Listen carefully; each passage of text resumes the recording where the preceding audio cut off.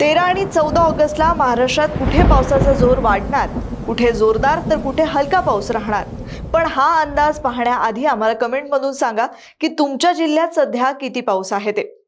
हवामान विभागाच्या 12 ऑगस्टच्या ताज्या अंदाजानुसार पुढच्या 2 दिवस महाराष्ट्रात पावसाची परिस्थिती भागानुसार बदलणार आहे. विशेषतः मध्य महाराष्ट्रात 14 ऑगस्टला काही ठिकाणी अति जोरदार पावसाची शक्यता आहे, तर कोकण आणि विदर्भातही पावसाचा जोर राहण्याचा अंदाज आहे.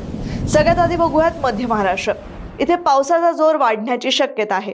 13 ऑगस्टला काही ठिकाणी जोरदार पाऊस तर 14 ऑगस्टला काही ठिकाणी अति जोरदार पाऊस पडण्याचा अंदाज हवामानशास्त्र विभागाकडून देण्यात आलाय.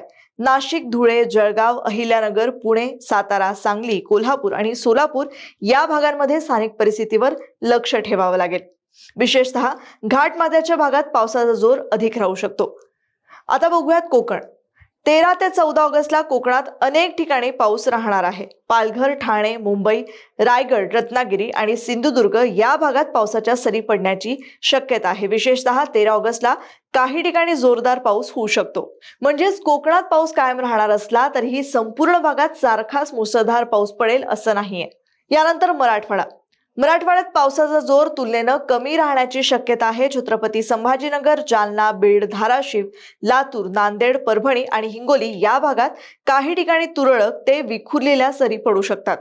मात्र 13 आणि 14 ऑगस्ट साठी मोठ्या पावसाचा स्वतंत्र अंदाज देण्यात आलेला नाहीये. पाहुयात विदर्भातही पावसाचा जोर राहण्याची शक्यता आहे. 13 आणि 14 ऑगस्टला काही भागात जोरदार सरी तसंच मेघगर्जनेसह विजांचा कडकडाट होऊ शकतो. IMDनं 12 ते 17 ऑगस्ट दरम्यान विदर्भात काही ठिकाणी जोरदार पावसाचा अंदाज दिला आहे. एकंदरीत काय तर 13 आणि 14 ऑगस्टला महाराष्ट्रात सर्वत्र मुसळधार पाऊस नाहीये. कोकणात पाऊस कायम आहे, तर मध्य महाराष्ट्रात जोरदार ते अतिजोरदार पावसाची शक्यता आहे. विदर्भात पावसासोबत मेघगर्जना तर मराठवाड्यात तुलनेनं कमी पाऊस राहण्याचा अंदाज दिला आहे.